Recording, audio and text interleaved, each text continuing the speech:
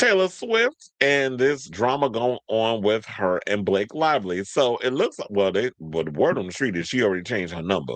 So she's apparently fuming over the fact that her private texts with uh Blake Lively. Oh, sorry. So the Regina George of pop music is apparently upset because her text with Ku Klux Khaleesi has gotten out, with the case and in the press and all this other stuff. And got some thoughts, but first of all, before I get my thoughts, let's get through the story. So Taylor is fuming. They said it's honestly been really hard on her, a source told Us Weekly. Having her text out there made her feel exposed and kind of violated, like something private suddenly wasn't hers anymore. That doesn't sit well with her. Well, it's hard for me to have sympathy and empathy for a woman who's made an entire career of taking private things that she's had with people that she's been in a relationship with and writing whole songs about it and making millions of dollars off of it. It's hard for me to kind of feel sorry for you because that's kind of been your whole career MO. Like you basically have written about people you've been in relationship with, breakups, friendships, that stuff you've been doing. Like I call her the Regina George with a burn book. So last week, ahead of a summary judgment hearing, a judge unsealed several texts between Swift and Lively, which revealed the pop star's true feelings about Baldoni, as well as a friendship shift between her and the Gossip Girl alum. In one of the court docs obtained by page 6, Swift texts Lively ahead of the bombshell New York Times article that claimed Baldoni, Lively's director and co-star of It Ends With Us, waged a smear campaign against the Green Lantern star, saying, I think this bitch knows something is coming because he's gotten out his tiny violin. Well, look, I'm playing my little tiny violin for Swift. Um, that's what Swift texts Lively, according to the docs.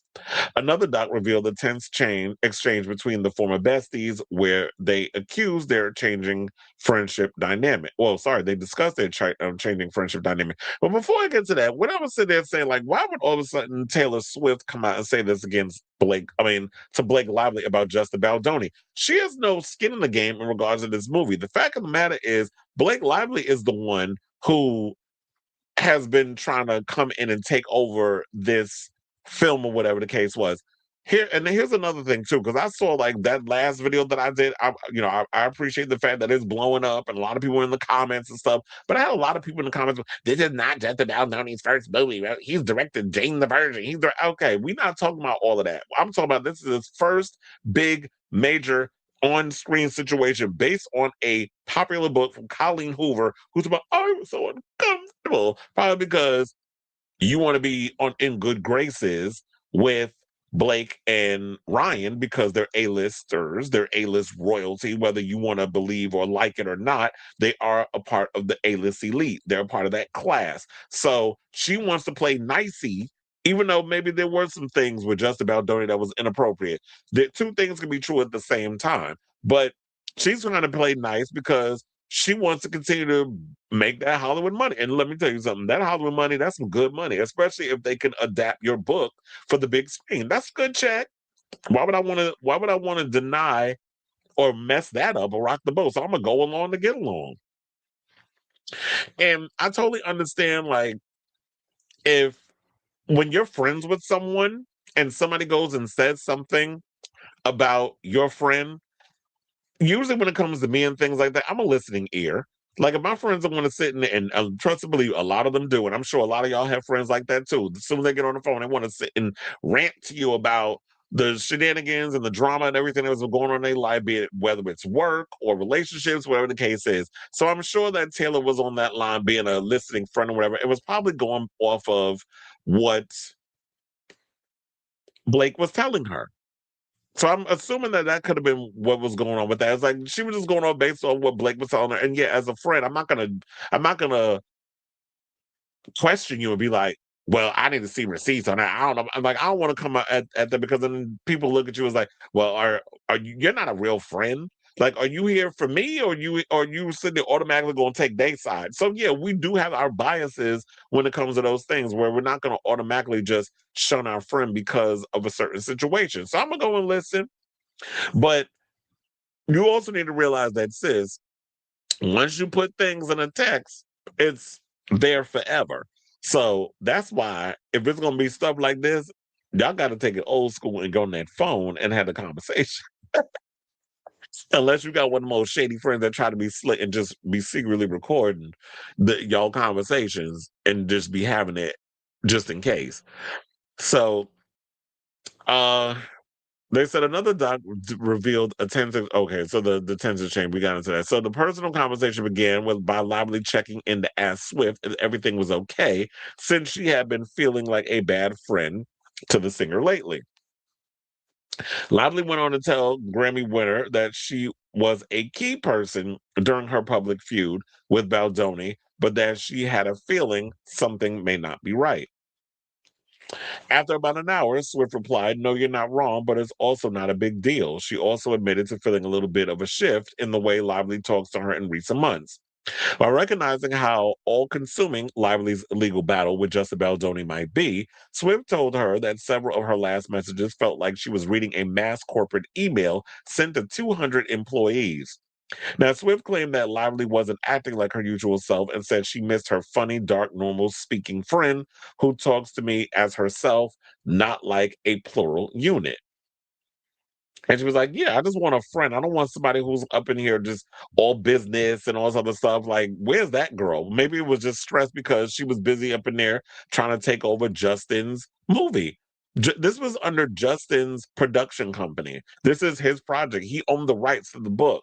So you coming on board, you're the star in the film.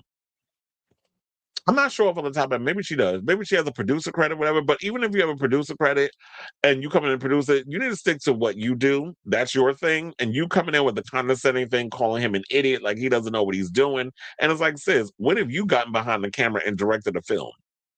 You can't sit up there and tell somebody that who's had a little experience doing directing TV shows and all these and done short films or whatever the case is that he doesn't know what he's doing when he does. You just want to come in and just do this complete takeover. And then Ryan, being the husband, I was like, hold on, because it's like, um, why did the heat go off? Anyway, so then you have Ryan that's gonna come in, he's gonna ride or die for his wife regardless of what happens. So um yeah, so I just say at the end of the day, this was going to dissipate. This is going to take its toll with all this, and I just feel bad because I feel like at the end of the day, regardless of how the pendulum swings on this case, just Baldoni is going to be the sacrificial lamb in this because he doesn't have really pretty much a big stake in this whole thing. He's not a big A-list superstar, so he can't ride this wave on out and still have a career. They'll still find a way to just not work with him or ruin his career, whatever. But then I've heard stories that he says he's not even interested. He's over Hollywood. He hates all the fakery and the BS that's going on with that anyway. So he's ready to move on. And I just hope, like, you know what, don't let these people deter you from your passion or whatever it is that you love doing in regards to the films. If this is something that you feel passionate about, do it. But just maybe stick with smaller independent films with a bunch of people who aren't famous. I don't know. Figure out something. Just don't work with people like Blake Lively because she's a problem, clearly. So let's see if there's any more. I think that's probably all that we could, add with the article. So it'll be interesting to see how all this turns out in regards to the whole, this countersuit, live Blake with her sexual harassment complaint. And I'm sure there's probably some things, and I think there's some stuff on both sides that he was doing things to her, she was doing things to him, and we'll just have to see how all this turns out once we get, the light hits the end of that tunnel. So in the meantime, I definitely want to hear from y'all. What do you guys think of this story? I mean, I'm not surprised that Taylor Swift would feel betrayed. It was like, yeah, that's personal things. But we're not gonna sit up here, ma'am, and act like because yes, you're a pop star. You're one of the most successful people in music right now. We're not gonna act like you ain't got a mean streak either, that you be doing some petty ass shit. And you have done some petty shit to a lot of people in this industry and stepped on a lot of people to get where you are today. Especially we're gonna continue to bring up like, okay, so when other artists come out and drop music that you for some godforsaken reason want to release a single or and the 80th variant of your album at the same time as other artists because you always want to step over them and be the number one artist when you had your moment like 4 months ago. And then when people like, for instance, Harry Styles, he had his new single, Aperture, which sidebar, Madonna is loving right now. Because she put in her stories, but on her page, I think. Um, and how you wanted to put your Opalite song out around the same time. It's like, ma'am, what are you doing? Like it almost comes across as you're annoying.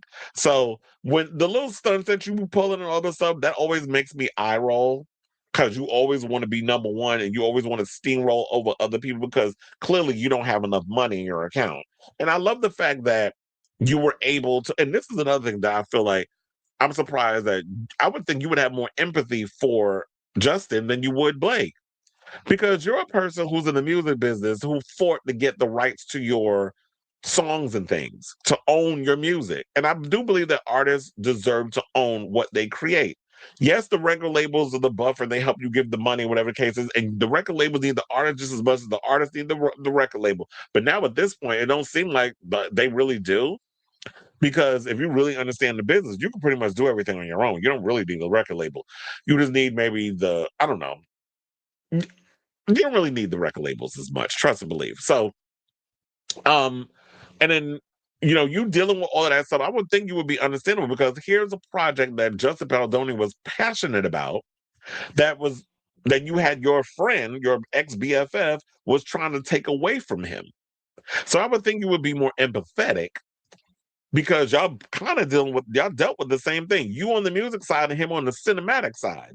But I guess when you blinded by someone like Ku Klux Khaleesi, as long as you get your own shit, then I guess that's all that matters. Because people be walking around with their rose-colored glasses, their little blinders on, and only care about what they want versus having empathy for others. So I just had to throw that in there because I almost forgot to bring that up before I was going to exit out of this topic. So I definitely want to hear from y'all regarding this case and everything that's going on with that. And if you agree with some of the, all the points or none of the points, whatever, just drop your overall thoughts in the comments down below.